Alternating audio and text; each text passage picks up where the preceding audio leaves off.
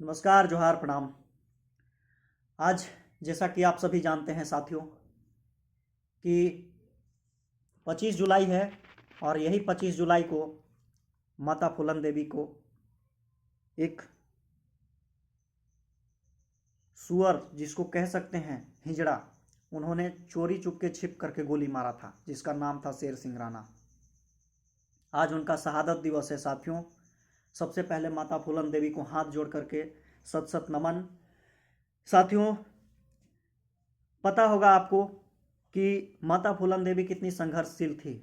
उनका बचपन की बात कही जाए तो उनके साथ कितनी वेदनाएं उनको झेलना पड़ा, कितनी पीड़ाएं उनको सहना पड़ा, इसकी कल्पना आप नहीं कर सकते हैं। एक कम उम्र की महिला, कम उम्र की नारी, जिसको शादी कर दिया जाता है कम उम्र में ज़्यादा उम्र के व्यक्ति के साथ। उसके बाद जब घर में कलह द्वेष होता है, उसके बाद अगड़ी जाति के लोग, ठाकुर समाज, जिसको उत्तर प्रदेश में ठाकुर बोला जाता है और हमारे झारखंड में राजपूत बोला जाता है, इन लोगों ने किस प्रकार से क्रूर शासन किया था उनके ऊपर।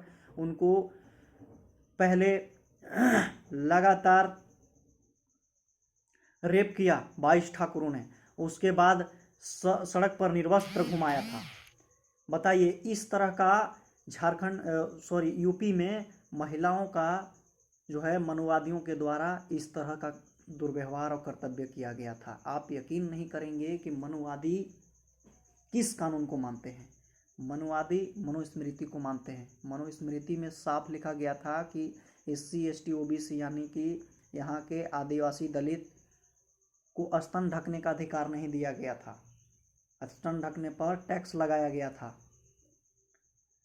ऐसी क्रूर व्यवस्थाएं बनाई गई थी मनुस्मृति कानून में। छुआछूत का प्रथा बनाया गया था। अगर कोई अगड़ी जाति का है, उसके सामने से आप चप्पल पहन के नहीं गुजर सकते हैं। अगर आप दलित समाज से हैं, SC ST समाज से हैं, तो ये प्रथा थी उनके समय। आप उनके बराबर की कुर्सी पर नहीं बैठ सकते थे।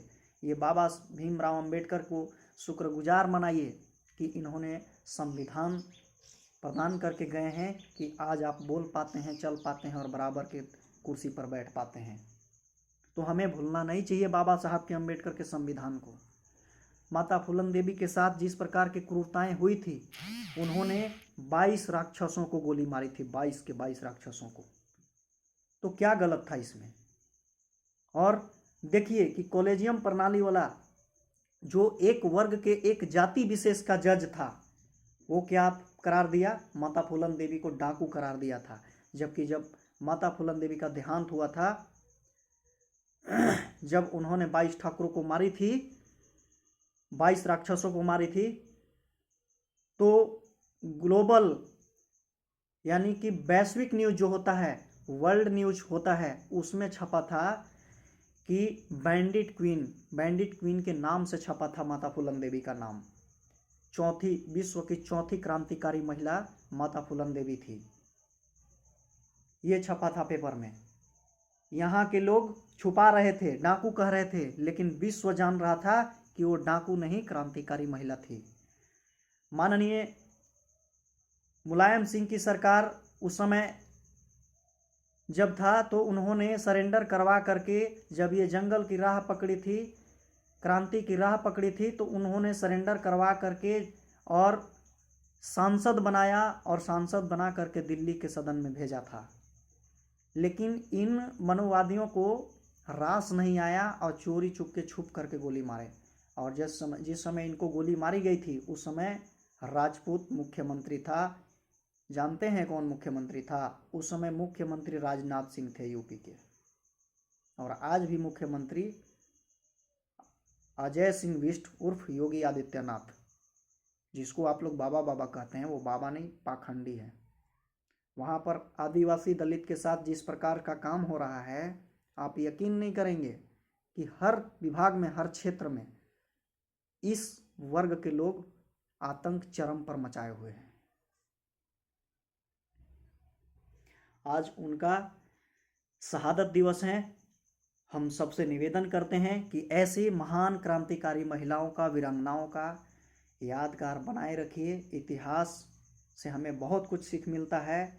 आज भी जो उत्पीड़न हो रही है, महिलाओं का शोषण अत्याचार हो रहा है, यूपी में सबसे ज़्यादा ग्राफ है, सबसे बड़ा ग्राफ यूपी का है महिलाओं के शोषण के मामले में। तो हमें भूलना नहीं चाहिए। और हम तो उन महिलाओं को भी, उन लड़कियों को भी कहना चाहेंगे कि आप फूलन देवी बनना होगा। अगर आप चाहते हैं कि हम सुरक्षित रहें, आप अपने आप को चाहते हैं कि हम सुरक्षित महसूस करें, सुरक्षित रहें, सेफ रहें, तो आपको फूलन देवी बनना पड़ेगा। अन्यथा जिस प्रकार से ये राक्षस किसी भी भेष में आ सकते हैं आपके पास, किसी भी दोस्त दुश्मन किसी भी भेष में आ सकते हैं और आपके साथ गलत कर सकते हैं। इन राक्षसों का काम ही है पिछड़ा दलित को शिकार बनाना।